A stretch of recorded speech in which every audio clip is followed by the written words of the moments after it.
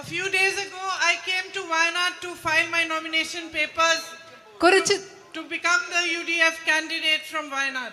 കുറച്ച് ദിവസങ്ങൾക്ക് മുമ്പ് ഞാൻ വയനാട്ടിൽ എൻ്റെ നാമനിർദ്ദേശ പത്രിക സമർപ്പിക്കാൻ ഐക്യ ജനാധിപത്യ മുന്നണിയുടെ വയനാട്ടിലെ സ്ഥാനാർത്ഥിയാകാൻ വേണ്ട നാമനിർദ്ദേശ പത്രിക സമർപ്പിക്കാൻ വേണ്ടി ഞാൻ വയനാട്ടിൽ വന്നു. I was arriving in my hotel at around 8 o'clock at night when on this road I saw 3 or 4 people standing, so I stopped and started speaking to them. അന്ന് നോമിനേഷൻ നാമനിർദ്ദേശ പത്രിക കൊടുക്കാൻ വന്നപ്പോൾ തലേ ദിവസം രാത്രിയിൽ ഞാൻ ഹോട്ടലിലേക്ക് വരുന്ന വഴിയിൽ രാത്രിയായിരുന്നു.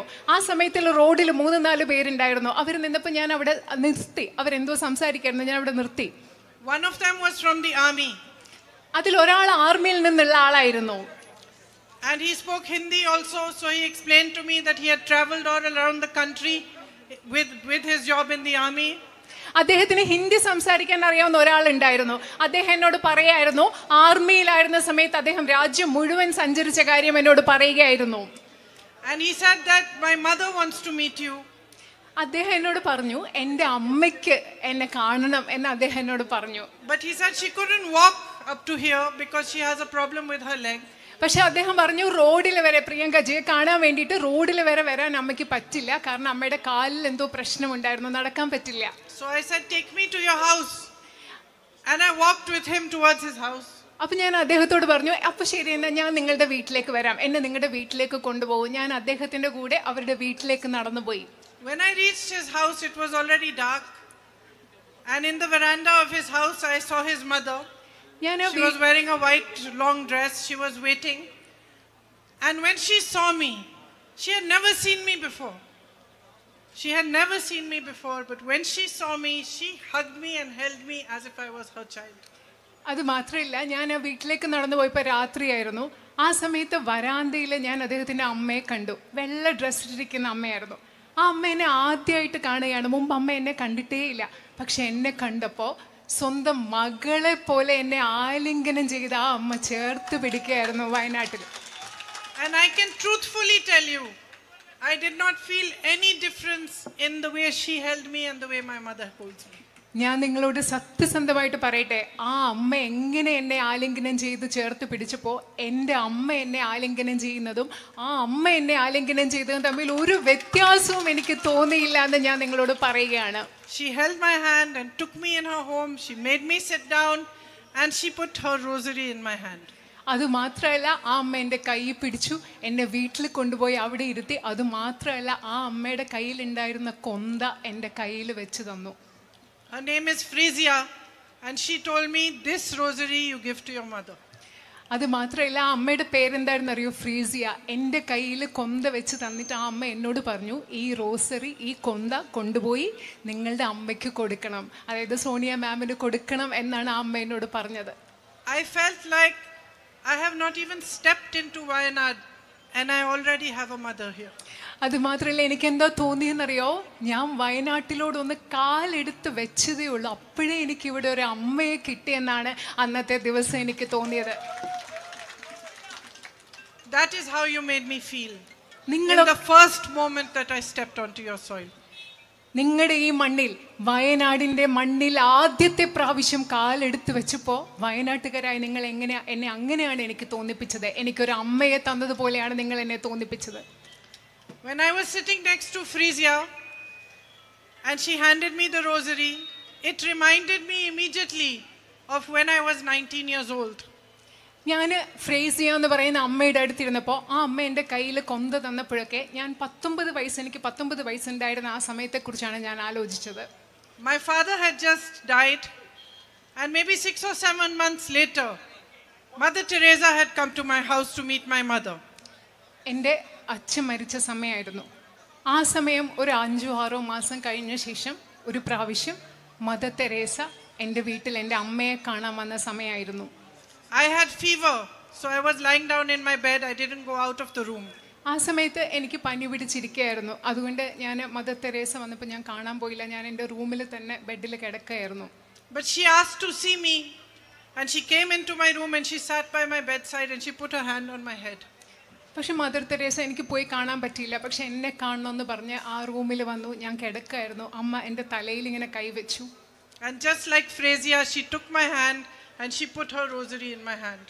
ഇപ്പോൾ കഴിഞ്ഞ പ്രാവശ്യം വയനാട്ടിൽ വന്നപ്പോൾ ഫ്രേസിയ എന്ന അമ്മ എൻ്റെ കയ്യിൽ ആ കൊന്ത വെച്ച് തന്നതുപോലെ അന്ന് മദർ തെരേസ എൻ്റെ കൈ പിടിച്ച് മദർ തെരേസയുടെ കയ്യിലിരുന്ന കൊന്ത എൻ്റെ കയ്യിൽ വെച്ച് തന്നു.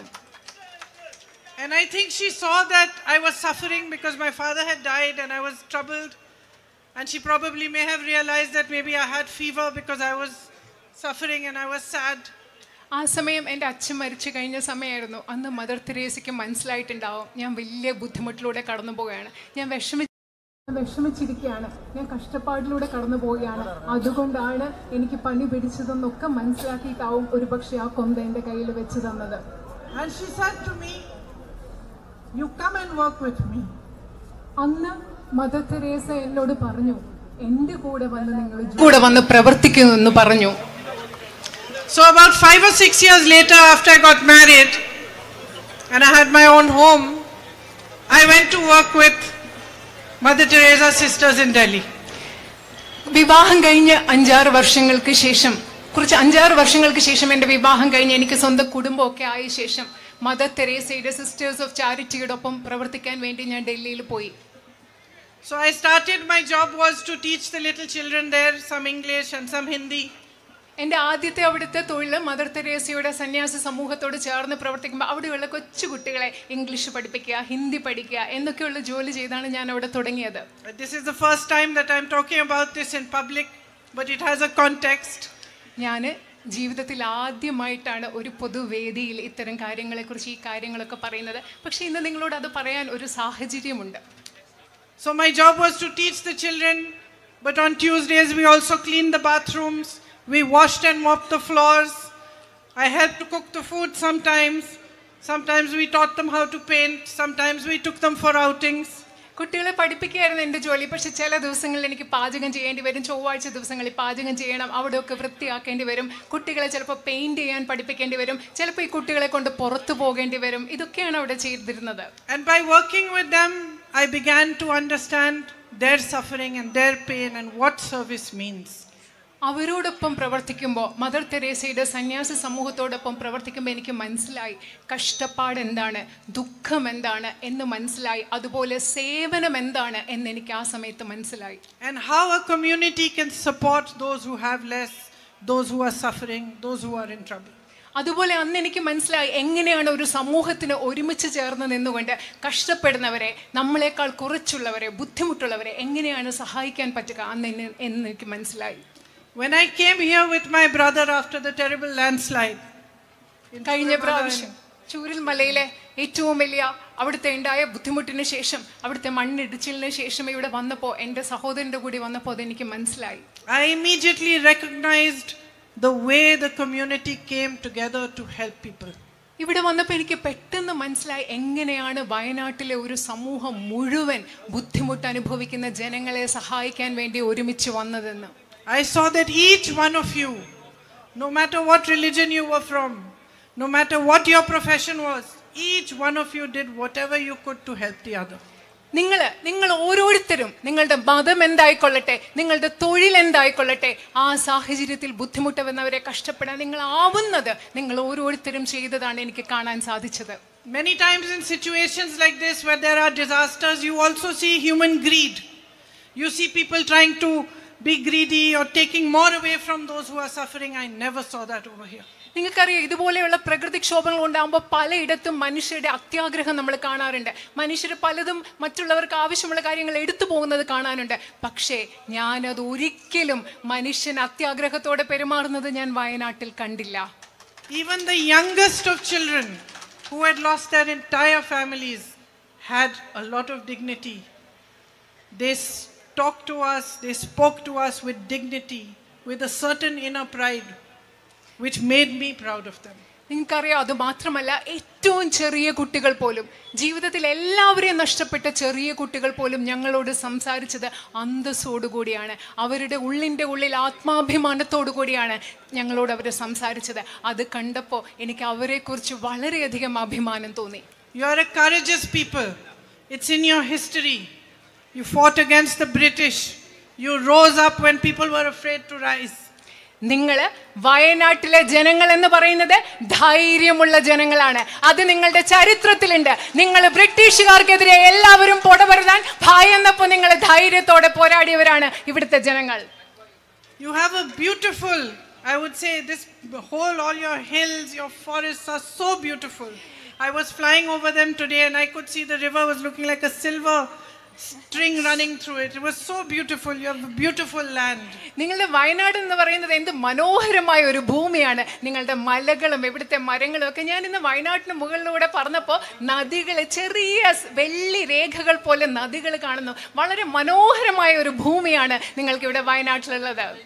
A rich history, the Arakal caves, and a history of harmony amongst people, where everyone from every religion lives in harmony and peace together. നിങ്ങൾക്ക് വളരെ സമ്പന്നമായ ഒരു ചരിത്രമുണ്ട്. ഇടയ്ക്കൽ ഗുഹകളൊക്കെ ചേർന്നിട്ടുള്ള സമ്പന്നമായ ഒരു ചരിത്രം. അത് മാത്രമല്ല, എല്ലാ മതങ്ങളിൽപ്പെട്ട ആളുകളും സൗഹാർദ്ദത്തോടു കൂടി ജീവിക്കുന്ന ഒത്തൊരുമയുടെ ഒരു പാരമ്പര്യവും ചരിത്രവും കൂടി വയനാട്ടിനുണ്ട്.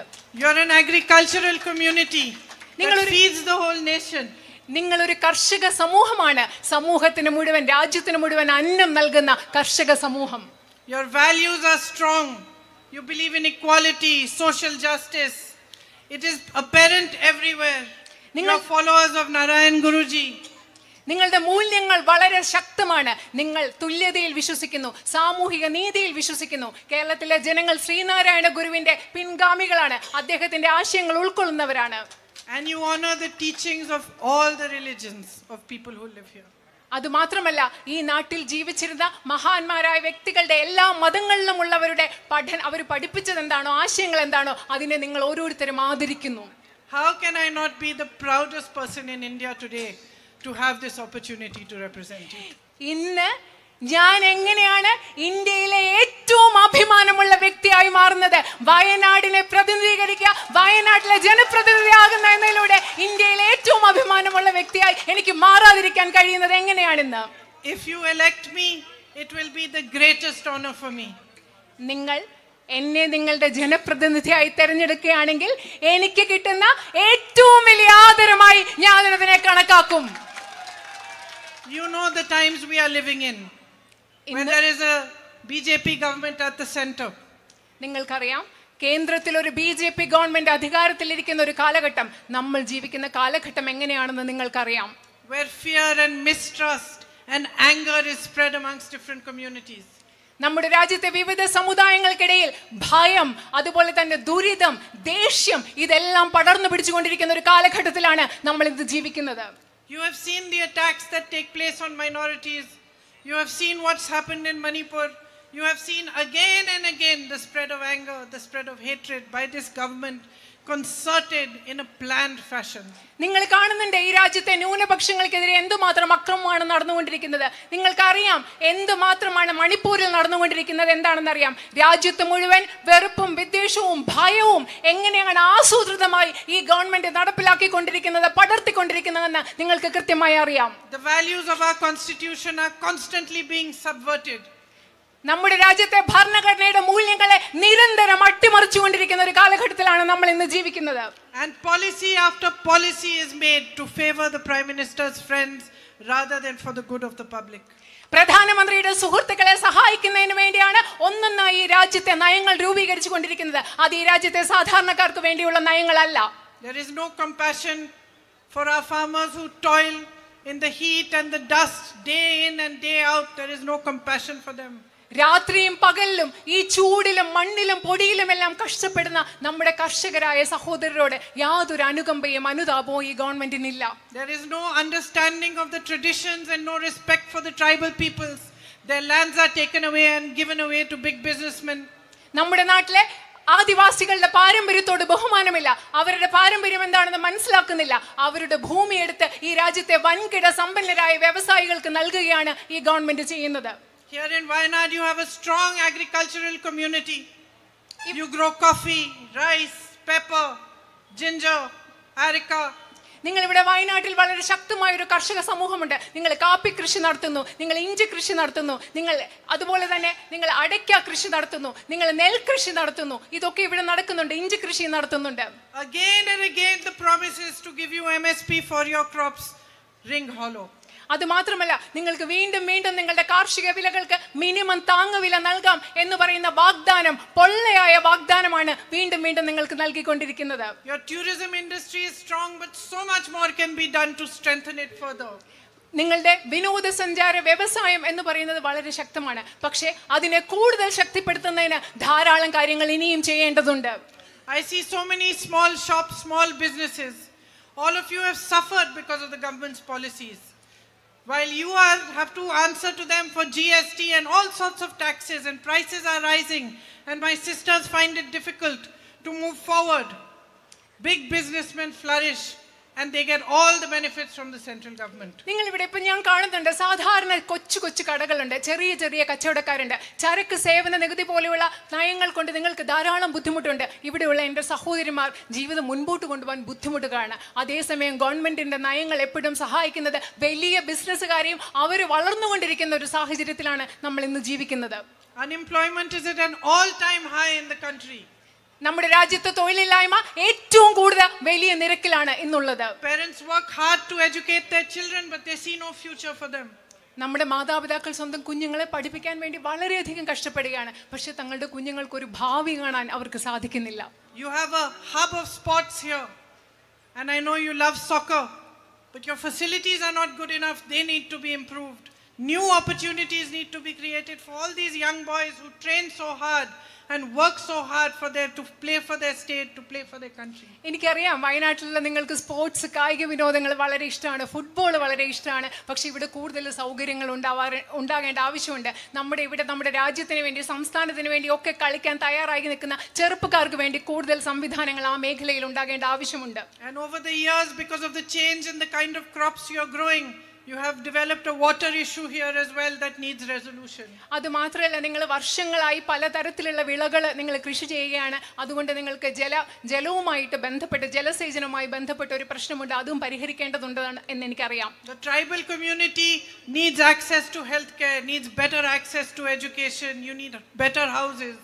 അത് മാത്രമല്ല, ഇവിടുത്തെ ആദിവാസി സമൂഹത്തിന് കൂടുതൽ ആരോഗ്യ മേഖലയിൽ കൂടുതൽ പ്രവേശിക്കാനുള്ള സംവിധാനങ്ങൾ ഉണ്ടാകണം, കൂടുതൽ മെച്ചപ്പെട്ട വിദ്യാഭ്യാസം ഉണ്ടാകണം, അതുപോലെ കൂടുതൽ മെച്ചപ്പെട്ട സൗകര്യങ്ങൾ ഉണ്ടാവണം. While I was coming here, some girls were standing outside their school. They stopped me and I asked them, what is the biggest thing that you think needs to be done? And they told me again about the medical college. ഞാൻ ഇങ്ങോട്ട് വരുമ്പോൾ വഴിയിൽ കുറച്ച് പെൺകുട്ടികൾ നിൽക്കുന്നുണ്ടായിരുന്നു. ഞാൻ അവരോട് സംസാരിച്ചിട്ട് അവരോട് ചോദിച്ചു, നിങ്ങളുടെ ഏറ്റവും പ്രധാനപ്പെട്ട ആവശ്യം എന്താണ്, ഏറ്റവും അത്യാവശ്യമായി ഇവിടെ ചെയ്യേണ്ട കാര്യം എന്താണെന്ന് ചോദിച്ചപ്പോൾ അവർ പറഞ്ഞ മറുപടി മെഡിക്കൽ കോളേജ് എന്നതാണ്. And how important healthcare services are. എനിക്കറിയാം, ആരോഗ്യ പരിരക്ഷാ സംവിധാനങ്ങൾ എത്രമാത്രം പ്രധാനപ്പെട്ടതാണെന്ന് അറിയാം. I know my brother has been fighting for it and he has managed, at least with some pressure, to get some progress. But I promise you to fight as hard as him, if not harder, so that they should provide you with the facilities. എനിക്കറിയാം, എൻ്റെ സഹോദരൻ എന്നോട് അതിനെക്കുറിച്ച് പറഞ്ഞിട്ടുണ്ട്. വയനാട്ടുകാർക്ക് ഒരു medical college കിട്ടുന്നതിന് വേണ്ടി എൻ്റെ സഹോദരൻ ഒരുപാട് കഷ്ടപ്പെട്ടിട്ടുണ്ട്. പക്ഷേ അദ്ദേഹത്തിന് അതിൽ കുറച്ചെങ്കിലും പുരോഗതി ഉണ്ടാക്കാൻ സാധിച്ചു എന്ന് എനിക്ക് കരുതുന്നു. ഞാൻ എൻ്റെ സഹോദരൻ എത്രമാത്രം വയനാട്ടിലെ മെഡിക്കൽ കോളേജിന് വേണ്ടി പ്രവർത്തിച്ചു, അതുപോലെ ശക്തമായി നിങ്ങൾക്ക് മെഡിക്കൽ കോളേജ് ലഭ്യമാക്കാൻ ഞാൻ പ്രവർത്തിക്കുമെന്ന് നിങ്ങൾക്ക് ഉറപ്പ് നൽകുന്നു. Another gentleman stopped me on the road while coming here and he told me, he said, promise me that you are going to fight about the night ban, because I come from that side and I do not get leave of 2 days and I have to leave at 4 o'clock to be able to come through the forest. He said, promise me you will fight for it. And he said, promise that you will fight to find some resolution, as much as can be done, for the man and animal conflict that we are facing. അത് മാത്രമല്ല, ഞാൻ വഴിയിൽ വരുന്നപ്പോൾ മറ്റൊരാൾ എന്നെ അവിടെ പിടിച്ചു നിർത്തിയിട്ട് പറഞ്ഞു, എനിക്ക് ഉറപ്പ് നൽകൂ, എനിക്ക് വാഗ്ദാനം നൽകൂ, നിങ്ങളാൽ പറ്റുന്നത് ഇവിടുത്തെ യാത്രാ നിരോധനം ഇല്ലാതാക്കാൻ വേണ്ടി നിങ്ങളാൽ പറ്റുന്നത് ചെയ്യാം എന്ന് എനിക്ക് ഉറപ്പ് നൽകുന്നു. കാരണം എനിക്ക് 2 ദിവസത്തെ ലീവ് കിട്ടുന്നില്ല, കാട്ടിൽ കൂടെ വന്ന് തിരിച്ചു പോകാനുള്ള ലീവ് എനിക്ക് കിട്ടുന്നില്ല. അതുപോലെ നിങ്ങൾ എനിക്ക് ഉറപ്പ് നൽകുന്നു, ഉറപ്പ് നൽകണം, ഇവിടുത്തെ വന്യജീവി സംഘർഷം ഇല്ലാതാക്കാനും നിങ്ങൾക്ക് പറ്റുന്നത് പോലെ പ്രവർത്തിക്കാമെന്ന് എനിക്ക് ഉറപ്പ് നൽകണമെന്ന് ആ മനുഷ്യൻ എന്നോട് ആവശ്യപ്പെട്ടു. So I'm beginning to get an understanding of what are the real issues here and what are the things that are really close to your heart that you want resolution for. ഈ സംസാരത്തിൽ നിന്നൊക്കെ ഞാൻ മനസ്സിലാക്കി തുടങ്ങുകയാണ് വയനാട്ടുകാരുടെ പ്രശ്നങ്ങൾ എന്തൊക്കെയാണ്. നിങ്ങളുടെ മനസ്സിനോട് അടുത്ത് നിൽക്കുന്ന ഏറ്റവും പ്രധാനപ്പെട്ടതായി പരിഹരിക്കേണ്ട നിങ്ങളുടെ പ്രശ്നങ്ങൾ എന്താണെന്ന് ഞാൻ മനസ്സിലാക്കി തുടങ്ങുകയാണ്. But this is just the beginning for me. I want to come to you. I want to meet you, understand from you, my sisters standing here, my brothers, my farmer brothers, my tribal brothers and sisters. I want to hear from you directly what are your concerns, how we should work towards it and find solutions together with you. പക്ഷേ ഇതെനിക്കൊരു തുടക്കം മാത്രമാണ്. ഞാൻ ഇവിടെ നിൽക്കുന്ന നിങ്ങളോട്, ഇവിടെ നിൽക്കുന്ന എൻ്റെ സഹോദരങ്ങൾ, ഇവിടെ എൻ്റെ സഹോദരിമാർ, അതുപോലെ തന്നെ കർഷകരായ എൻ്റെ സഹോദരൻ, അതുപോലെ ആദിവാസികളായ സഹോദരൻ, നിങ്ങളുടെ ഓരോരുത്തരുടെയും അടുത്ത് വന്ന് സംസാരിച്ച് നിങ്ങളുടെ പ്രശ്നങ്ങൾ എന്താണെന്ന് മനസ്സിലാക്കണമെന്ന് എനിക്ക് ആഗ്രഹമുണ്ട്. I understand what my responsibility is. When I see you all standing here and you have come here to hear me speak, I know that you are coming here out of love for my brother also. എനിക്ക് എൻ്റെ ഉത്തരവാദിത്വം എന്താണെന്ന് കൃത്യമായി അറിയാം, വ്യക്തമായി അറിയാം. നിങ്ങളെല്ലാവരും ഇവിടെ വന്ന് ഇന്ന് സ്നേഹത്തോടു കൂടി എന്നെ കേൾക്കാൻ വന്നു നിൽക്കുമ്പോൾ എനിക്കറിയാം നിങ്ങളിവിടെ വന്നു നിൽക്കുന്നത് എൻ്റെ സഹോദരനോടുള്ള സ്നേഹം കൂടി കൊണ്ടാണെന്ന് എനിക്ക് വളരെ നന്നായി അറിയാം. I am his sister. I know what a heavy heart he had when he had to leave you. ഞാൻ അദ്ദേഹത്തിൻ്റെ സഹോദരിയാണ്. നിങ്ങളെ Wayanad is laughing, he also knows. നിങ്ങളെ വയനാട്ടിലെ മണ്ഡലം ഉപേക്ഷിക്കേണ്ടി വന്നപ്പോൾ, വയനാട്ടിലെ ജനങ്ങളിൽ നിന്ന് മാറി നിൽക്കേണ്ടി വന്നപ്പോൾ അദ്ദേഹത്തിൻ്റെ മനസ്സിൽ എത്രമാത്രം ദുഃഖമുണ്ടായിരുന്നു എന്ന് എനിക്കറിയാം. വേണുജി ചിരിക്കുകയാണ്, കാരണം അദ്ദേഹത്തിനും അതിനെപ്പറ്റി അറിയാം. You gave him love when everybody had turned their back on him. എല്ലാവരും അദ്ദേഹത്തിനെതിരെ തിരിഞ്ഞപ്പോൾ വയനാട്ടിലെ നിങ്ങൾ ഓരോരുത്തരും അദ്ദേഹത്തിന് സ്നേഹം നൽകി. It is you, each one of you, each one standing here, each person who lives in Wayanad, every brother, every sister, every child, every mother, every father who gave him the courage to walk 4,000 kilometers and travel another 4,000 kilometers across this country for unity and peace. അത് മാത്രമല്ല, ഇത് നിങ്ങൾ ഓരോരുത്തരുമാണ്. വയനാട്ടിലെ നിങ്ങൾ ഓരോരുത്തരുമാണ്. വയനാട്ടിലെ ഓരോ അച്ഛനും, വയനാട്ടിലെ ഓരോ അമ്മയും, വയനാട്ടിലെ ഓരോ കുഞ്ഞും, വയനാട്ടിലെ ഓരോ കർഷകരും, നിങ്ങൾ ഓരോരുത്തരുമാണ് ഈ രാജ്യത്തിൻ്റെ 4000 കിലോമീറ്റർ ഈ രാജ്യം മുഴുവൻ നടക്കാൻ, മറ്റൊരു 4000 കിലോമീറ്റർ ഈ രാജ്യം മുഴുവൻ നടക്കാൻ, ഈ രാജ്യത്തിൻ്റെ ഐക്യത്തിനും സ്നേഹത്തിനും വേണ്ടി പോരാടാനുള്ള ധൈര്യം എൻ്റെ സഹോദരന് നൽകിയത് വയനാട്ടുകാരായ നിങ്ങൾ ഓരോരുത്തരുമാണ്. He has a deep relationship with you. He even tells me, not just in public, in private also he tells me that you are his family. He does not treat you like an electorate, he treats you like a family. അദ്ദേഹത്തിന് നിങ്ങളോട് വളരെ ആഴത്തിലുള്ള ഒരു ബന്ധമുണ്ട്. പൊതുവേദിയിൽ മാത്രമല്ല, സ്വകാര്യമായിട്ട് അദ്ദേഹം എന്നോട് പറയും. നിങ്ങളെ അദ്ദേഹം കാണുന്നത് അദ്ദേഹത്തിന് വോട്ട് ചെയ്യുന്ന സമ്മതിദായകരായിട്ടല്ല, അദ്ദേഹത്തിൻ്റെ മണ്ഡലത്തിലെ ആളുകളായിട്ടല്ല, വയനാട്ടുകാരെ സ്വന്തം കുടുംബമായിട്ടാണ് അദ്ദേഹം കാണുന്നത്. Today we are fighting a very big battle. ഇന്ന് നമ്മൾ വലിയൊരു യുദ്ധമാണ്, നമ്മൾ ഇന്ന് പോരാട്ടമാണ് നമ്മൾ ഇന്ന് നടത്തിക്കൊണ്ടിരിക്കുന്നത്. And he is leading that battle. ആ യുദ്ധം, ആ പോരാട്ടത്തെ നയിക്കുന്നത് എൻ്റെ സഹോദരനായ അദ്ദേഹമാണ്. And all of us are fighting for the values on which this country was built. നമ്മൾ എല്ലാവരും ഇന്ന് പോരാടുന്നത് ഈ രാജ്യം ഏത് മൂല്യങ്ങളുടെ അടിസ്ഥാനത്തിലാണോ നിർമ്മിക്കപ്പെട്ടിരിക്കുന്നത് ആ മൂല്യങ്ങൾക്ക് വേണ്ടിയാണ്. We are fighting for the values of our constitution. നമ്മൾ നമ്മുടെ ഭരണഘടനാ മൂല്യങ്ങൾക്ക് വേണ്ടിയാണ് ഇന്ന് പോരാടിക്കൊണ്ടിരിക്കുന്നത്. Today we are fighting for democracy. നമ്മൾ ജനാധിപത്യത്തിന് വേണ്ടിയാണ് ഇന്ന് പോരാടിക്കൊണ്ടിരിക്കുന്നത്. Today we are fighting for equality. നമ്മൾ ഇന്ന് തുല്യതയ്ക്ക് വേണ്ടിയാണ് പോരാടിക്കൊണ്ടിരിക്കുന്നത്. Today we are fighting for the truth. നമ്മൾ ഇന്ന് സത്യത്തിന് വേണ്ടിയാണ് പോരാടിക്കൊണ്ടിരിക്കുന്നത്. And each one of you is an important soldier in this fight. ഈ പോരാട്ടത്തിൽ ഇവിടെ നിൽക്കുന്ന നിങ്ങൾ ഓരോരുത്തരും ഇതിലെ ഓരോ പോരാട്ടത്തിലെ ഒരു പ്രധാനപ്പെട്ട ഭടനാണ് എന്ന് പറയാൻ ഞാൻ ആഗ്രഹിക്കുന്നു. So please understand that along with me you also have a responsibility towards your country. നിങ്ങൾ പ്രധാനപ്പെട്ടതായി ഒന്ന് മനസ്സിലാക്കുക, എന്നോടൊപ്പം നിങ്ങൾക്ക് ഓരോരുത്തർക്കും ഈ രാജ്യത്തോട് ഒരു വലിയ ഉത്തരവാദിത്വമുണ്ടെന്ന് നിങ്ങൾ മനസ്സിലാക്കുക. Because if there is a time to stand for what is right, if there is a time to stand for the truth, if there is a time to stand up for democracy, it is now.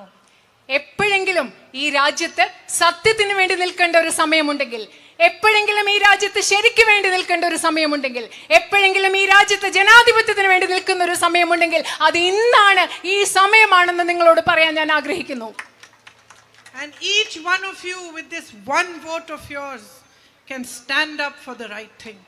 നിങ്ങൾക്ക് ഓരോരുത്തർക്കും ലഭ്യമായ ഈ ഒരു vote കൊണ്ട് എന്താണ് ശരി, ആ ശരിക്ക് വേണ്ടി നിലനിൽക്കാൻ സാധിക്കും. So somebody asked me, one journalist, while I was coming here, what is your expectation, Priyanka ji? ഞാൻ ഇങ്ങോട്ട് വരുമ്പോൾ ഒരാൾ ചോദിച്ചു, ഒരു പത്രപ്രവർത്തകൻ എന്നോട് ചോദിച്ചു, പ്രിയങ്കാജി താങ്കളുടെ പ്രതീക്ഷ എന്താണ്? And he was saying, so many lakh votes and so many lakh votes, that is not my expectation. അദ്ദേഹം പറയായിരുന്നു, ഇത്ര ലക്ഷം വോട്ടുകൾ. ഞാൻ പറയാം, എൻ്റെ പ്രതീക്ഷ അതൊന്നുമല്ല. My expectation is simply that you look within your hearts. എൻ്റെ പ്രതീക്ഷ എന്ന് പറയുന്നത്, എൻ്റെ ഒരേ ഒരു പ്രതീക്ഷ എന്ന് പറയുന്നത്, നിങ്ങൾ നിങ്ങളുടെ ഹൃദയങ്ങളിലേക്ക് തിരിഞ്ഞു നോക്കണം എന്നതാണ് എൻ്റെ ഒരേ ഒരു പ്രതീക്ഷ. And you recognize what is happening around you today, and you recognize that this is the time where your vote has to go for democracy, for peace, for equality, for India. അതുമാത്രമല്ല, നിങ്ങൾ നിങ്ങളുടെ ചുറ്റും നടക്കുന്ന കാര്യങ്ങൾ എന്താണെന്ന് തിരിച്ചറിയണം. നിങ്ങൾ മനസ്സിലാക്കണം, ഈ സമയം എന്ന് പറയുന്നത് നിങ്ങളുടെ വോട്ട് ജനാധിപത്യത്തിന് വേണ്ടി പോകേണ്ടതാണ്, തുല്യതയ്ക്ക് വേണ്ടി പോകേണ്ടതാണ്, നിങ്ങളുടെ രാജ്യത്തിന് വേണ്ടി, നിങ്ങളുടെ ഇന്ത്യക്ക് വേണ്ടി ചെയ്യേണ്ടതാണ് നിങ്ങളുടെ വോട്ട് എന്ന് നിങ്ങൾ തിരിച്ചറിയേണ്ട സമയമാണിത്. As far as I am concerned, if you choose to elect me as your member of parliament, I can promise you this: I will work as hard for you as I possibly can. ഞാൻ നിങ്ങളോട് ഒരു കാര്യം പറയട്ടെ, നിങ്ങൾ എന്നെ നിങ്ങളുടെ പ്രതിനിധിയായി തിരഞ്ഞെടുക്കുകയാണെങ്കിൽ ഈ കാര്യം എനിക്ക് ഉറപ്പ് നൽകാൻ സാധിക്കും. എനിക്ക് പറ്റുന്ന അത്രയും, എനിക്ക് സാധ്യമായ അത്രയും നിങ്ങൾക്ക് വേണ്ടി കഷ്ടപ്പെടാൻ, കഠിനാധ്വാനം ചെയ്യാൻ ഞാൻ തയ്യാറാണെന്ന് ഞാൻ നിങ്ങൾക്ക് ഉറപ്പ് നൽകുന്നു. I will stand side by side with you and I will fight for your issues. I will raise your voice in parliament. I will do everything in my power to help you resolve what your issues are. നിങ്ങളുടെ ഒപ്പം നിന്നുകൊണ്ട് നിങ്ങളുടെ പ്രശ്നങ്ങൾ ഈ പാർലമെന്റിൽ ഉയർത്തുവാൻ, നിങ്ങളുടെ ശബ്ദമാകുവാൻ എനിക്ക് സാധ്യമായതെല്ലാം ചെയ്യും എന്ന് ഞാൻ നിങ്ങൾക്ക് ഉറപ്പ് നൽകുന്നു. I will fight for the young people of Wayanad, especially for my young girls, for my sisters, for a strong and independent future for all of you. ഞാൻ വയനാട്ടിലെ യുവജനതയ്ക്ക് വേണ്ടി ഞാൻ പോരാടും. അത് മാത്രമല്ല, വയനാട്ടിലെ എൻ്റെ ചെറുപ്പക്കാരികളായ സഹോദരിമാർക്ക് വേണ്ടി, എൻ്റെ സഹോദരിമാർക്ക് വേണ്ടി, അവർക്ക് സ്വതന്ത്രമായ ഒരു ഭാവി ഉറപ്പാക്കുന്നതിന് വേണ്ടി ഞാൻ പോരാടുമെന്ന് നിങ്ങൾക്ക് ഉറപ്പ് നൽകുന്നു. If you give me your trust, I will not let you down. നിങ്ങളുടെ വിശ്വാസം എനിക്ക് നൽകുകയാണെങ്കിൽ നിങ്ങൾക്ക് മുൻപിൽ നിങ്ങളെ ഞാൻ ഒരിക്കലും പരാജയപ്പെടുത്തുകയില്ല എന്ന് ഞാൻ ഉറപ്പ് നൽകുന്നു. So I hope to see you again soon. And I hope that if you do elect me as your MP, you will be happy with me and you will see that I will not let you down. അത് മാത്രമല്ല, ഞാൻ നിങ്ങളെ വളരെ വേഗം അടുത്ത് തന്നെ കാണാമെന്ന് വിചാരിക്കുന്നു. നിങ്ങളെ നിങ്ങളുടെ MP ആയി പാർലമെന്റ് ജനപ്രതിനിധിയായി നിങ്ങൾ എന്നെ തിരഞ്ഞെടുക്കും. നിങ്ങൾ എന്നോട് തിരഞ്ഞെടുക്കുന്നതിൽ നിങ്ങൾ സന്തുഷ്ടരായിരിക്കുമെന്ന് വിശ്വസിക്കുന്നു. നിങ്ങൾ എന്നെ വിശ്വസിക്കുമെന്നും ഒരിക്കലും ഞാൻ കാരണം നിങ്ങൾക്ക് ബുദ്ധിമുട്ടുണ്ടാവില്ല എന്ന് ഞാൻ വിശ്വസിക്കുന്നു. I am most grateful for the love you have given me. Even in this 1.5 hours since I have landed here and I have reached your meeting, I have got nothing but love for you. And no matter what, that love will always be reciprocated in my heart and I will always be here for you. Thank you. നിങ്ങൾ എനിക്ക് നൽകിയ സ്നേഹത്തിന് ഞാൻ വളരെയധികം വീണ്ടും പറയാണ്, വളരെയധികം കടപ്പെട്ടിരിക്കുകയാണ്. ഇവിടെ വന്നിട്ട് ഇങ്ങോട്ട് വന്ന 1.5 മണിക്കൂർ എനിക്ക് നിങ്ങൾ സ്നേഹം മാത്രമേ തന്നിട്ടുള്ളൂ. എല്ലാ കാലത്തും എൻ്റെ ഹൃദയത്തിൽ ആ സ്നേഹമുണ്ടാകും. എന്ത് സംഭവിച്ചാലും ഞാൻ ആ സ്നേഹം നിങ്ങൾക്ക് തിരിച്ചു തരും. നിങ്ങളുടെ കൂടെ ഞാൻ ഉണ്ടായിരിക്കും എന്ന് ഉറപ്പ് നൽകുന്നു. നന്ദി. Thank you.